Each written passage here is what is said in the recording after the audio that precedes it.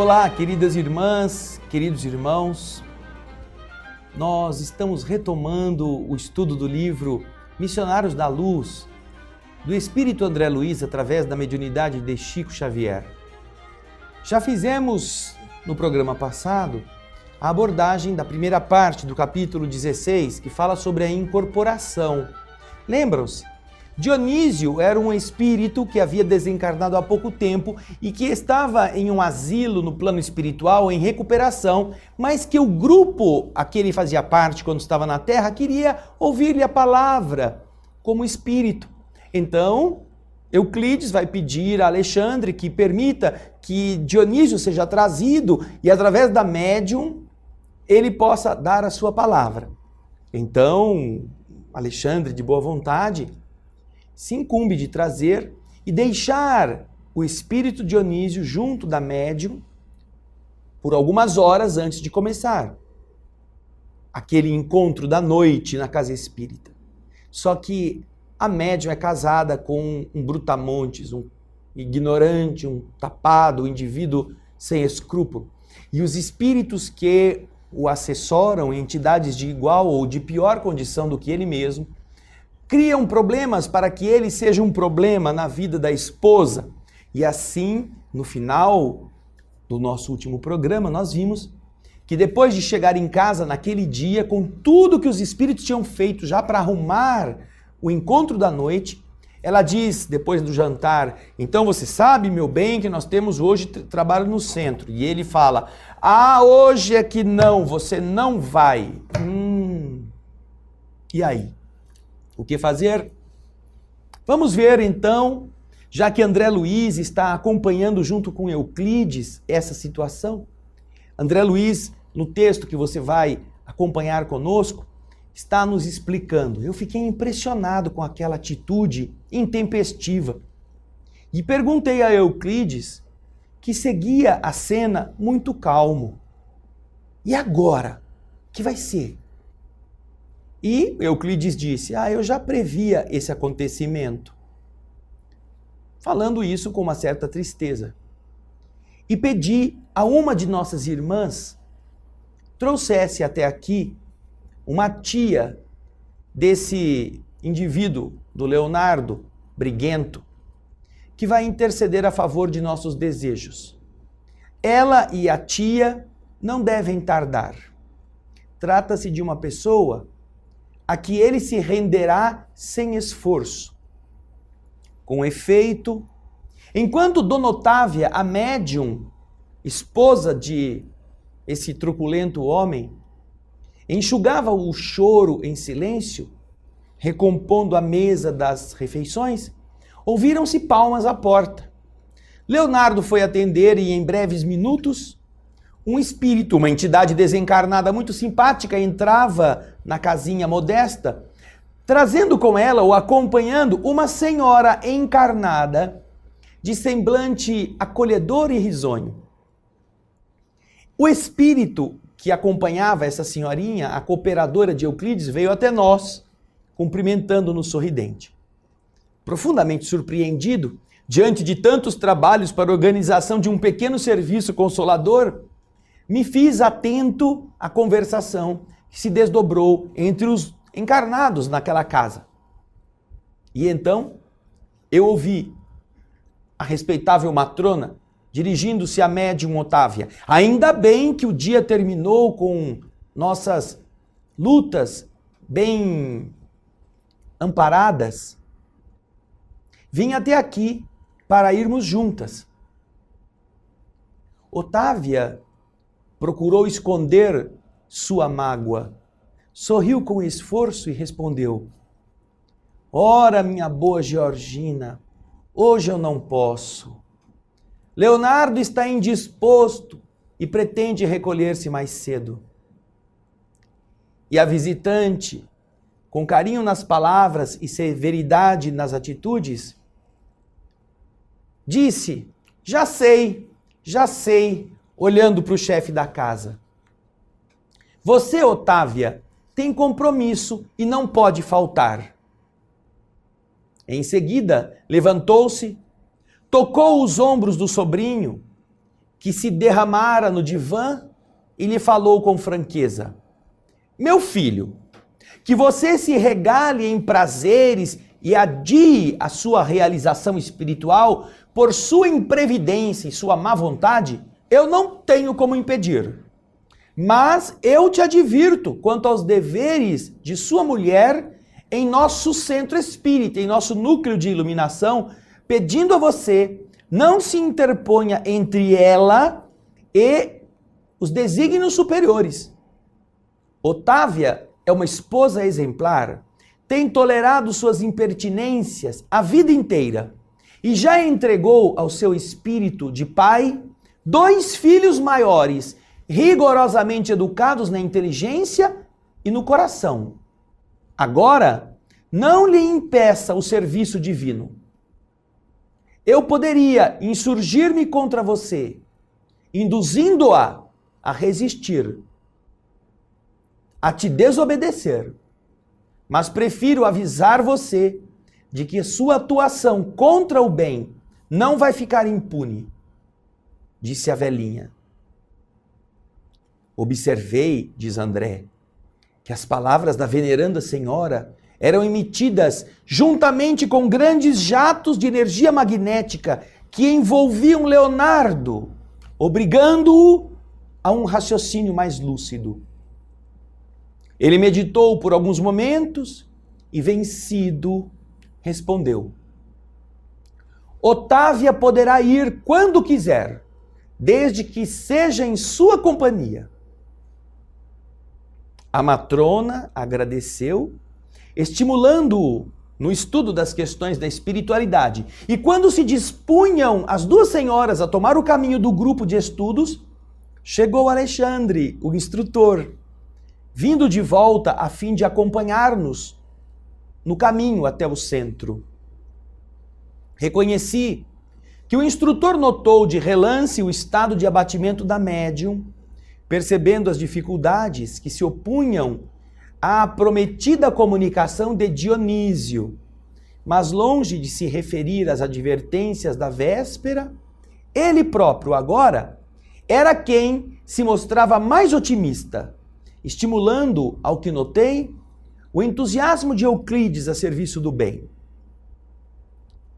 Atingimos o vasto salão daquela oficina de espiritualidade, quando faltava precisamente 1/4 para as 20 horas. Chegaram ao centro espírita com 15 minutos de antecedência. Os espíritos, a médium, a sua acompanhante. Isto depois de terem que enfrentar os problemas em casa. Vejam só. E vejam como os espíritos amigos estão se ocupando de resolver estes pequenos entraves, para que não sejam surpreendidos nos projetos que estavam interessados em concretizar. O marido, a esposa, a pessoa que chega no horário inadequado, muitas vezes são as ações das entidades inferiores querendo prejudicar o seu compromisso com a obra divina. Nós devemos aprender, como trabalhadores devotados, se somos sinceros, se somos verdadeiros, a superar estes obstáculos. Deveremos mostrar às pessoas que, apesar da nossa alegria com a sua visita, nós, naquele momento, não poderemos estar fazendo a sala que elas mereceriam. Que temos, sim, deveres, que precisaremos estar afastados por 1 hora ou 2 horas, mas que em breve voltaremos. E que aí então teremos condições de ter um contato mais dilatado, pedindo à pessoa que não se incomode de ficar em casa ou de fazer um passeio, ou até, vejam só, convidá-la para ir com você ao centro. Quem sabe espíritos amigos também não encaminharam essa pessoa até você, porque sabendo que você vai dirigir-se a uma instituição religiosa como esta, possa convidar a visitante ou o visitante e ele ir junto para receber o benefício ou para levar entidades aflitas. O que não se deve fazer diante de obstáculos assim é esmorecer. O que não se deve permitir, principalmente o médium, hoje eu estou passando mal, justamente hoje que eu tinha que receber espírito, agora eu estou com mal-estar no estômago, acho que eu vou ficar aqui em casa. Ele pode estar sentindo mal-estar exatamente porque uma entidade foi trazida para estar com ele antes, já preparando a afinização para o que vai acontecer na reunião mediúnica. E é por isso que ele precisa ir. Afinal, aceitou a tarefa do trabalho mediúnico, por quê? Para fugir dela a cada unha encravada? A cada chuvisco que caia? A cada ventinho estranho ou a cada campainha que toca? Eu vim fazer uma visitinha, olha, tudo bem, hoje eu não vou no centro espírita, vou ficar com você. Agora, existem casos específicos que aí não há jeito, um filho doente, uma pessoa que chega sem avisar e você não tem ninguém para fazer a sala e você não pode se desfazer daquele entrave, eventualmente pode acontecer. Mas aí você precisa avisar, aí você precisa ter uma atitude responsável. Mas sempre se lembrar de que a tarefa divina, mesmo quando você não vai receber nenhum pagamento por ela, é mais sagrada do que aquela que você tem que exercer na profissão que você escolheu e que tem um patrão fiscalizando o seu horário e cortando o seu ponto e descontando o seu salário, caso você não chegue para cumprir a sua tarefa. Daí ser importantíssimo o que nós estamos observando no esforço dos bons espíritos. A pobre Otávia não queria confrontar o marido para não piorar a situação, mas os espíritos, sabendo disso, usaram Georgina lá para dar a ele a reprimenda necessária e chamá-lo à razão. Você pode ser responsável e vai sofrer muito por impedir isto. Não, com a senhora ela pode ir. Ótimo. Alexandre então chega e os acompanha. E no próximo bloco nós vamos ver como é a reunião lá na Casa Espírita. Fique conosco, daqui a pouquinho nós vamos continuar a leitura e os comentários da parte final do capítulo 16 do livro Missionários da Luz. Eu aguardo você.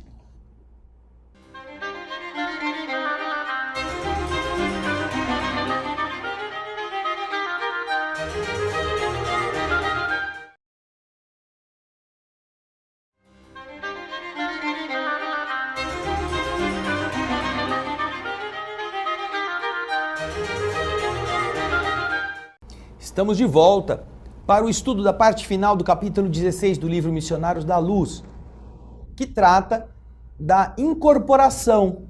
Nós estamos vendo agora o esforço dos espíritos para promover a comunicação mediúnica de um espírito, através de uma médium. E agora, vamos continuar a leitura e os comentários daquilo que nós vamos ver vai ser o esforço físico e mental, espiritual dos trabalhadores, tanto dos encarnados quanto dos desencarnados. André Luiz está dizendo, como sempre, os trabalhadores de nosso plano na Casa Espírita eram numerosíssimos, nos múltiplos trabalhos de assistência, preparação e vigilância.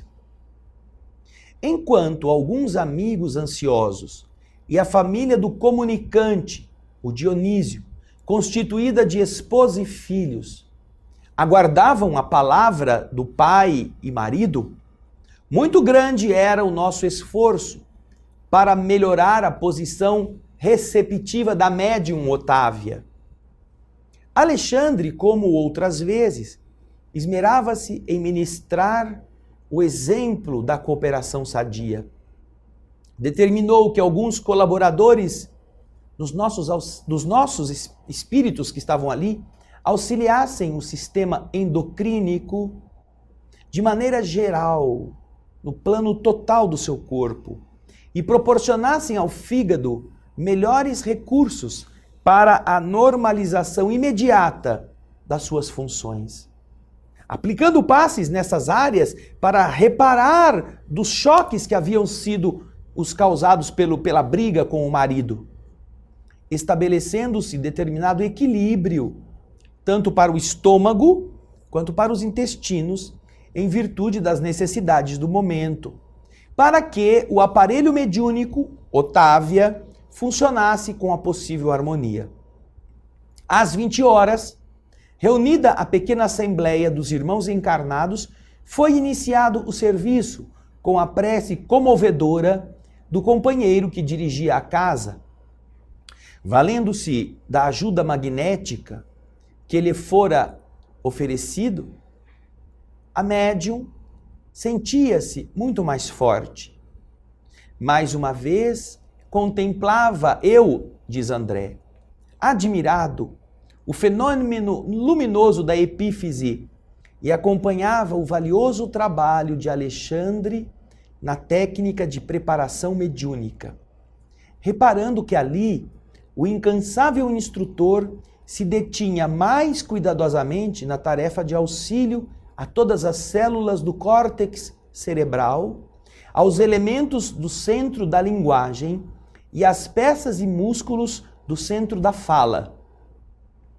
Terminada a oração e promovido o equilíbrio vibratório do ambiente com a cooperação de numerosos servidores do nosso plano, Otávia foi cuidadosamente afastada do corpo físico, de forma parcial, e aproximando-se de Dionísio, que também parcialmente começou a utilizar-se das possibilidades de Otávia.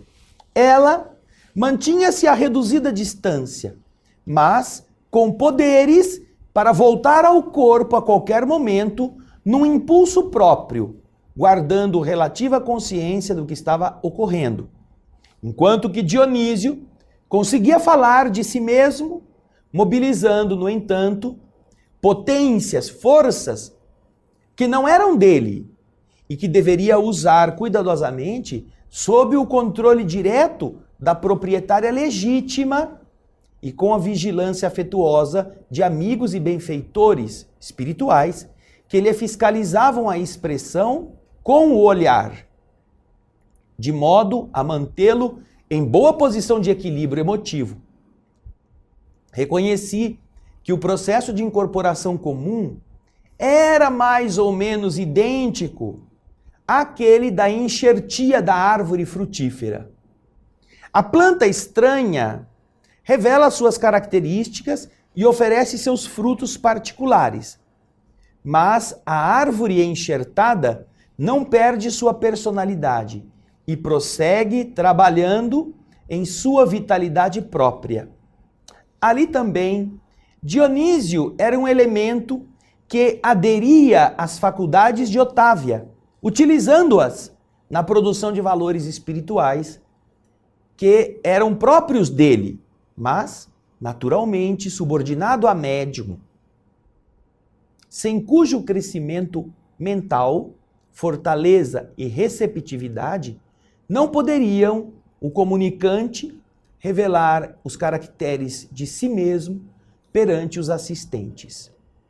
Por isso mesmo, logicamente, não era possível isolar por completo a influenciação de Otávia, que estava ali vigilante.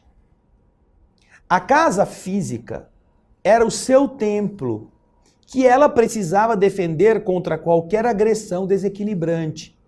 E nenhum de nós, os espíritos presentes, tinha o direito de exigir dela um afastamento maior, porque a ela competia guardar as suas potências fisiológicas e preservá-las contra o mal, perto de nós outros ou à distância de nossa assistência afetiva. A nossa atmosfera de harmonia, porém, não conseguia sossegar a perturbadora expectativa dos companheiros encarnados. Entre nós prevaleciam o controle, a disciplina, o autodomínio. Entre os encarnados sopravam o desequilíbrio e a inquietação. Eles exigiam que o espírito Dionísio aparecesse como o homem Dionísio pela boca de Otávia. Mas, nosso plano impunha a eles um Dionísio espírito, pelas expressões da médium.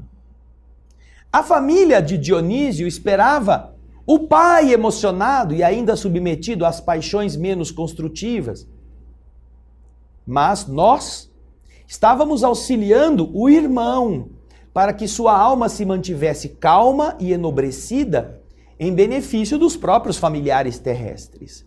Observemos então como é complicado o processo da manifestação espiritual diante dos encarnados. Aqueles que estavam lá queriam o Dionísio homem, aquele cara com as falas costumeiras, os assuntos, os trejeitos, os hábitos verbais. Mas os espíritos estavam com um Dionísio espírito, atrelado às formas de expressão da própria médium, mesclando com ela a sua personalidade. Por outro lado, a esposa, os filhos, esperavam que o pai chegasse com aquela efusividade, com aquelas maneiras próprias que a intimidade revela, com as quais poderiam identificá-lo, ou graças às quais poderiam ver que se tratava daquele mesmo espírito.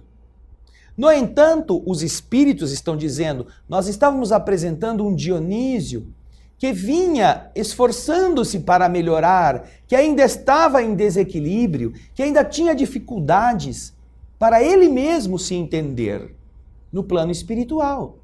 E que, apesar disso tudo, gostaria de auxiliar como pai, como esposo, os familiares, mas ainda estava impedido, porque havia tão pouco tempo que tinha desencarnado que não tinha condições plenas.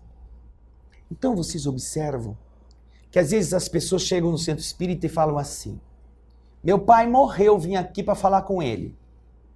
Não é mesmo? Faz quanto tempo? Semana passada. Mas você imagina que a mediunidade é uma máquina dessas de você botar a moeda e virar a alavanca e aparece lá, plim, plim, plim, plim, plim, apareceu o nome dele, ele vai baixar aqui hoje. Esses caça-níqueis de bingo, você acha que é uma máquina que funciona assim? Eu vim aqui porque o fulano disse que aqui é um centro espírita, que vocês conversam com o espírito, e que aqui basta a gente vir que o pai vem e diz, a mãe vem e diz, o tio vem, o filho fala.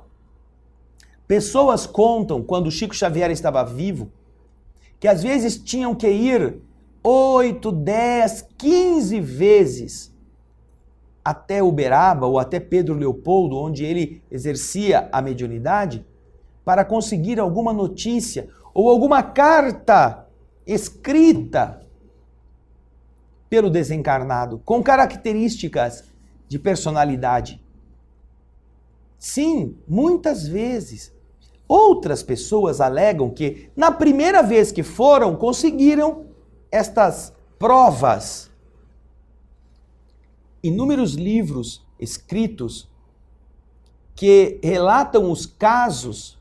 Dr. Elias Barbosa tem diversos livros com cartas que ele compila desta proximidade que tinha com Chico Xavier e edita os comentários, inclusive, a respeito da veracidade daqueles que se manifestavam nessas cartas, atestando a sobrevivência do espírito, porque Chico jamais os vira, nem parentes e nem conhecia o espírito. Agora, não são todos os médiuns, e certamente Otávia não estava nessa condição de sensibilidade mediúnica, que são capazes de ter este equilíbrio, esta clareza, para que o espírito possa manifestar-se com essa exatidão. Era o caso. Tanto que o instrutor Alexandre explica isso logo no começo do capítulo 16. Mas eles estão cada um esperando ser satisfeito no seu interesse. Os amigos querem ver o Otávio, aquele cara que tinha seus hábitos, que tinha o seu estilo. A família quer ver o pai, o marido, que tinha aquele jeitão, que tinha aquele modo especial de conduzir-se. Ninguém estava aberto para ver ou para aprender com um Otávio alma, imaginando quantas coisas são diferentes depois que o corpo perece, para o espírito que sobrevive. Queridas irmãs, queridos irmãos, o trabalho dos espíritos nas reuniões mediúnicas não é pequeno, mas muito maior será o trabalho para ajudar os encarnados a meditar a respeito disto, a não ser quando os próprios encarnados se tornem espíritos, como foi o caso do Dionísio. Mas nós vamos ver isso agora no próximo bloco. Você nos espere, porque nosso intervalo é rápido e daqui a pouquinho nós vamos continuar a ver o que aconteceu na reunião mediúnica. Eu espero você.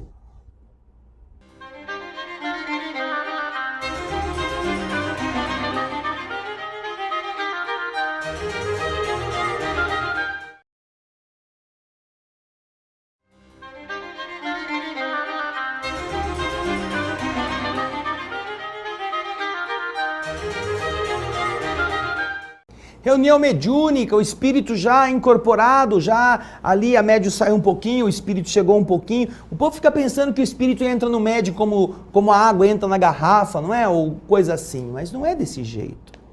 E André Luiz nos explica como. E é interessante. Agora nós vamos ver o esforço do espírito para trazer a informação que ele podia através daquela médium.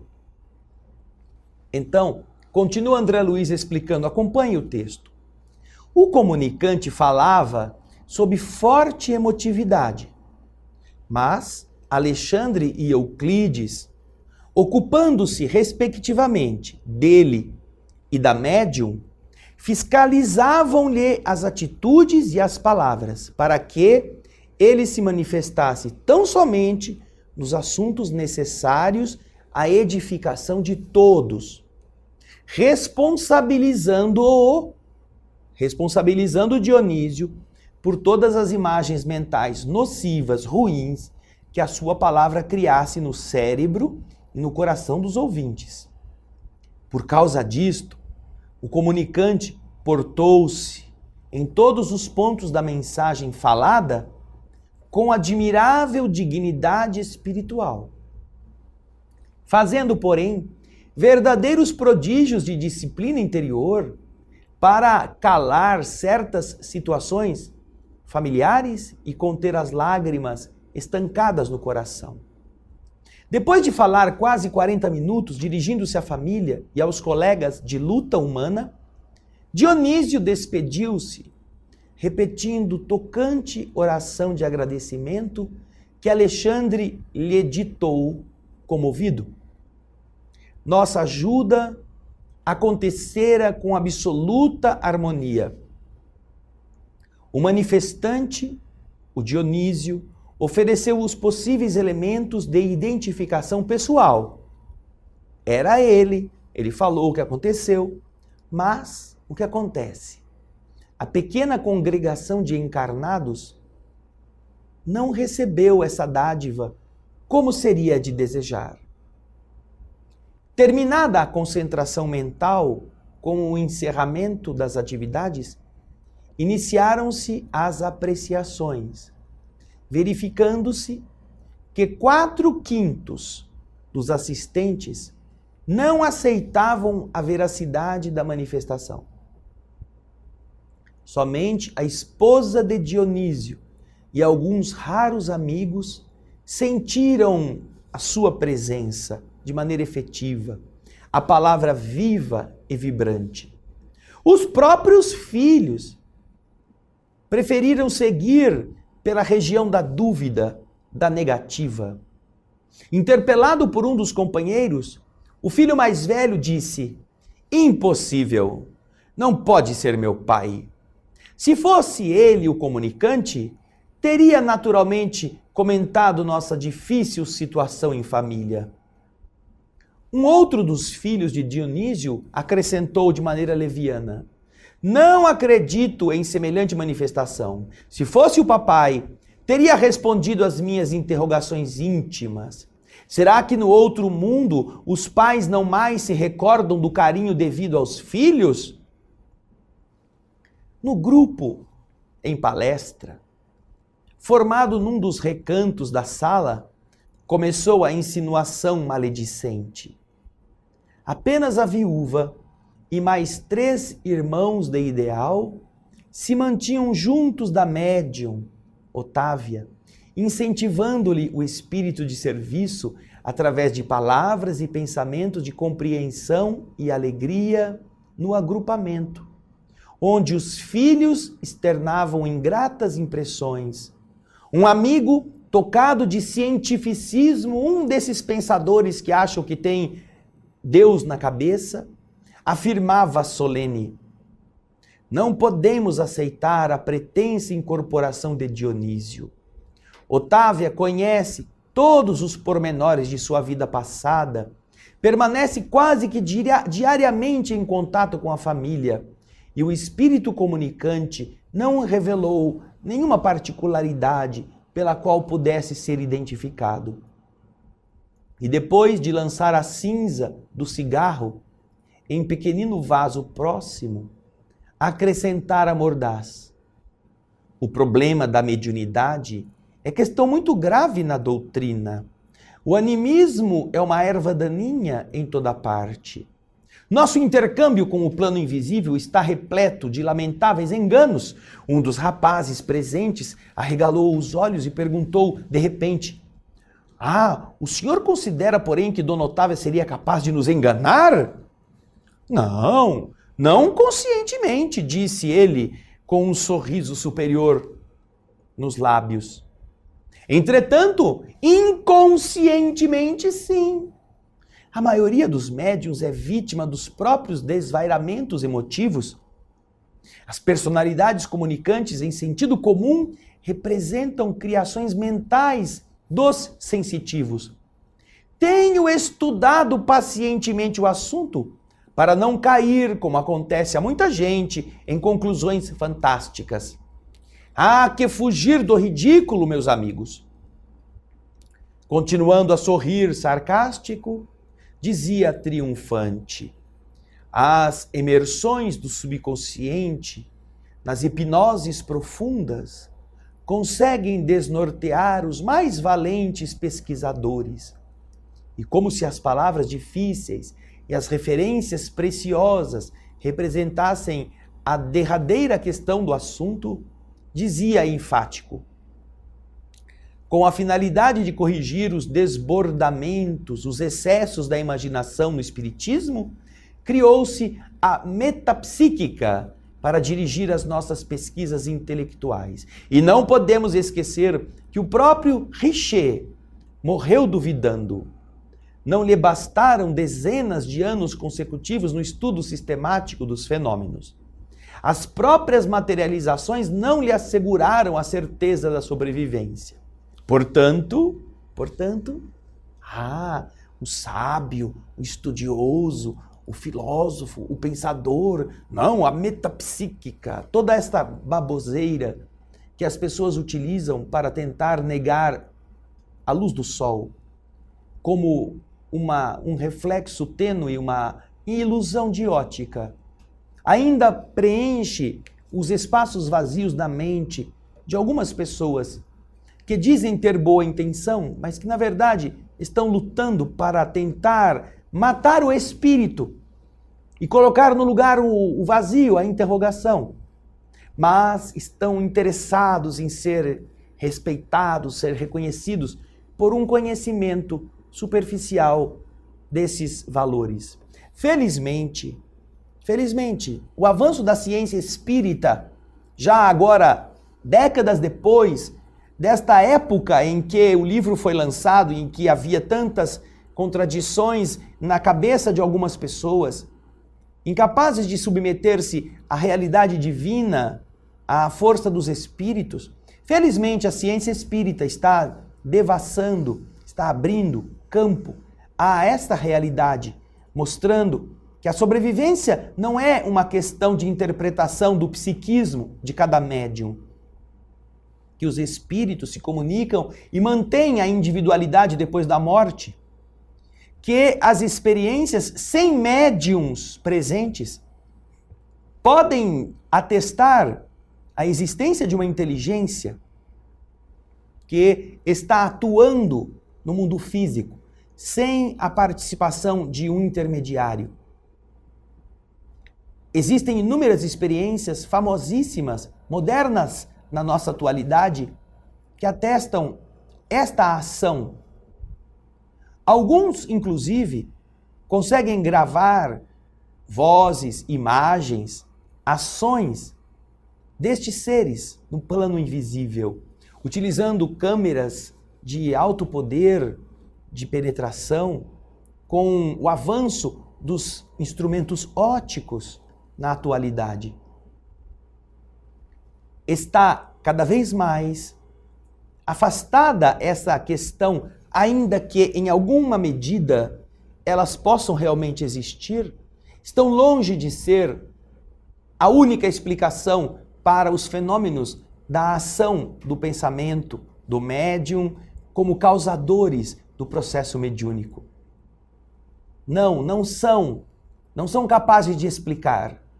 E isto que este nosso irmão estava aqui contando na frente, inclusive, da própria médium de uma forma descaridosa, era a sua opinião pessoal. E certamente ele aprenderá, quando chegar do outro lado da vida, como aconteceu com o próprio Dionísio, que essas realidades são até mais abundantes do que se poderia prever ou que os próprios espíritos poderiam ter contado. Mas, ainda que mereçam o respeito, porque têm o direito de exprimir suas ideias, devemos estar sempre iluminados pela capacidade de estudar, de compreender as verdades do Espírito, que, obviamente, precisa servir-se de um intérprete para transformar aquilo que ele gostaria de falar naquilo que é possível fazer chegar aos ouvidos. Da mesma forma que cada um de nós, que precisasse enviar uma mensagem a um lugar mais distante para alguém que nós gostamos e não tem um fio telefônico, não tem um aparelho que possa fazer isso, tem que recorrer a alguém e dizer a essa pessoa: diga à minha esposa que aconteceu isto. E aí, no meio do caminho, o intermediário esquece de metade da história e chega lá e diz: fulano mandou dizer que ele tá bom. Ele sofreu um acidente, quebrou a perna, mas ele já está se recuperando. E não tem nada a ver com o núcleo do que ele disse. Mas é a forma possível. O tradutor, o que leva a mensagem, é este médium, que obviamente, pelo estudo, pelo amadurecimento, pela seriedade, se torna cada dia mais fidedigno. Pela ação dos espíritos que vem à sua honestidade, ele é cada vez mais protegido. Mas é com seriedade, com devotamento e com renúncia que o médium se prepara para as tarefas de ser um intérprete fiel, um intérprete aceitável, um intérprete útil dessas realidades. Lembrem-se lá do começo do livro. Somos aqueles que vamos recebendo as possibilidades do trabalho.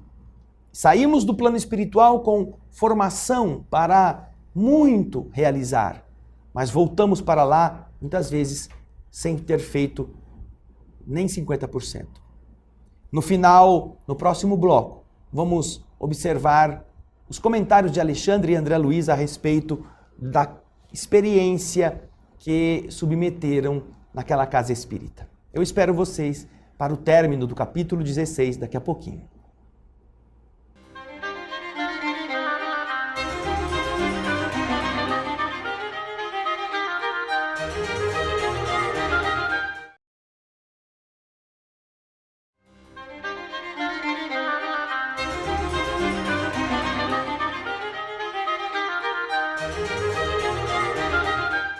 E aí, vamos terminar o capítulo 16?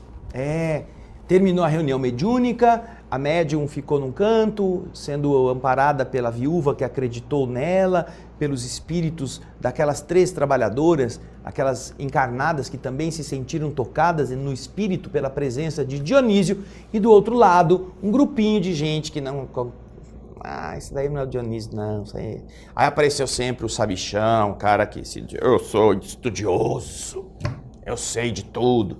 E então, falando difícil, tinha lá um bando de gente que não estuda, aqueles que estão ali curiosos para ouvir a sua palavra. E é isso que André Luiz está comentando agora, dizendo: aquela assembleia reduzida escutava a palavra daquele homem que parecia importante, como se ouvisse um oráculo infalível. Em um outro canto do salão, comentava-se o mesmo assunto, discretamente. Diziam: não acredito na veracidade da manifestação. Afirmava em voz baixa uma senhora relativamente moça, dirigindo-se ao marido e às amigas. Afinal de contas, a comunicação primou pela banalidade. Nada de novo. Para mim, as palavras de Otávia procedem dela mesma. Não senti qualquer sinal que me levasse a concluir com respeito à possível presença do nosso velho amigo. Seria muito desinteressante a esfera dos desencarnados se apenas proporcionasse aos que nos precedem as frivolidades que o suposto Dionísio nos trouxe. Aí o esposo dessa mesma senhora disse para ela: será que não houve alguma perturbação? Não nos achamos livres dos mistificadores do plano invisível? Aí o grupo ria baixinho. E eu, diz André Luiz, nunca experimentei tanta decepção como nesses instantes em que examinava o processo de incorporação mediúnica. Ninguém ali ponderava as dificuldades com que Euclides, o bom cooperador espiritual, fora defrontado para trazer até a casa o conforto daquela noite. Ninguém ponderava sobre a luta que o acontecimento representava para a própria médium, interessada em servir com amor na causa do bem. Os companheiros encarnados sentiam-se absolutamente credores de tudo.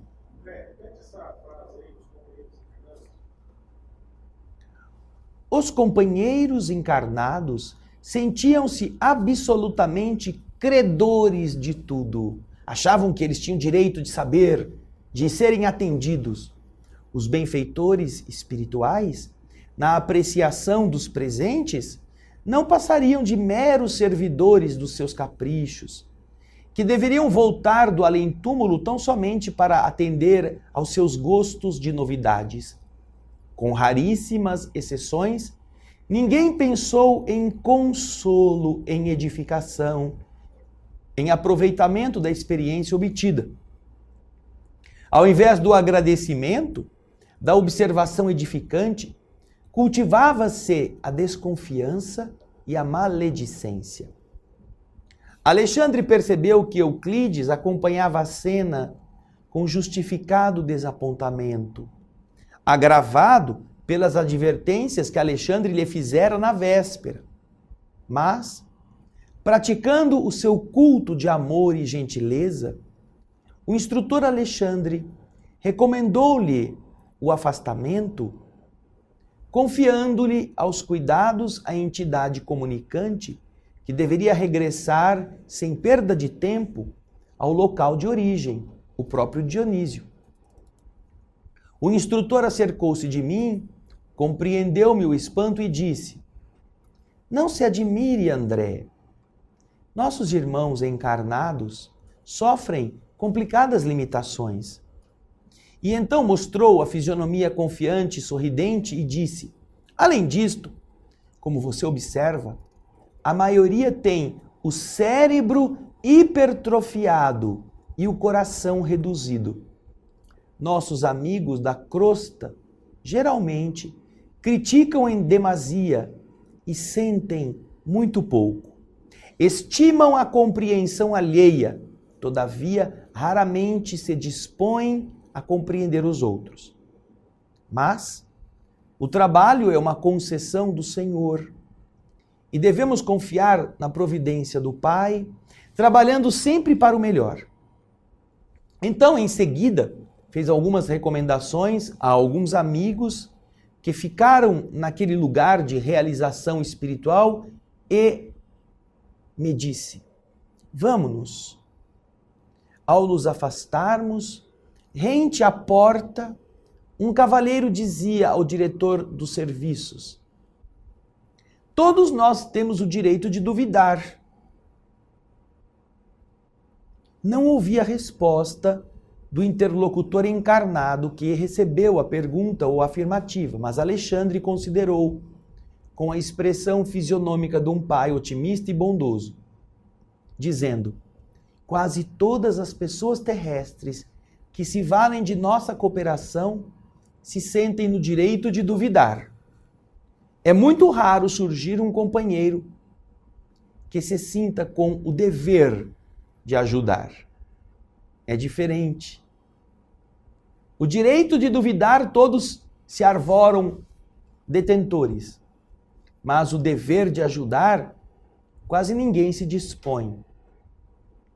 Por isso, queridas irmãs, queridos irmãos, este capítulo é tão rico, porque ele mostra o perfil das pessoas que muitas vezes trabalham nas instituições espíritas, esperando facsímiles, esperando digitalizações dos espíritos, esperando provas concretas, materiais, e mesmo quando eventualmente elas aconteçam, duvidam delas.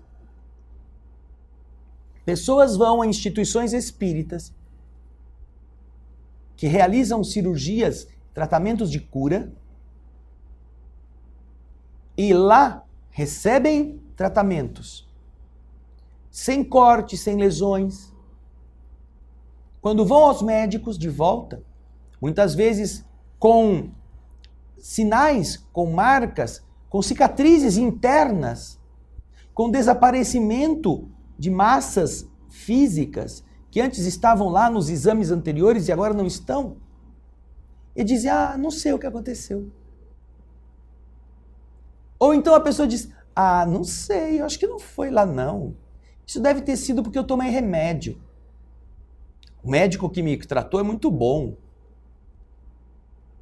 Por quê? Porque se sentem apequenados ou sentem vergonha de dizer ao médico que fizeram cirurgias espirituais, que obedeceram certas prescrições e que esta é a única explicação que tem para um exame que anteriormente denota a existência de uma doença e que logo depois diz um novo exame que não existe mais e que eventualmente detectam inclusive as áreas internas com cicatrizes decorrentes de processos cirúrgicos.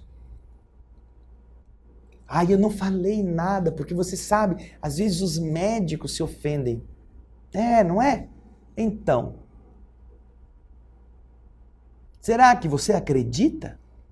Será que como médium que vai na casa espírita, como trabalhador espírita, você acredita em espíritos? Sabe por quê, queridas irmãs, queridos irmãos? Essas pessoas que vão nas instituições, geralmente, elas olham para os lados assim: agora eu vou fazer porque não tem ninguém olhando. Ué, você está no centro espírita. Só porque não tem nenhum encarnado presente, você acha que não tem um espírito vendo? Hein? Você acha que não tem entidade sabendo que você está fazendo algo que não deve? Você foi fazer uma fofoquinha escondida do dirigente. Você teve um pensamento ruim a respeito de um companheiro. Você está pré-julgando uma pessoa que você viu mal vestida e você acha que ninguém vai saber.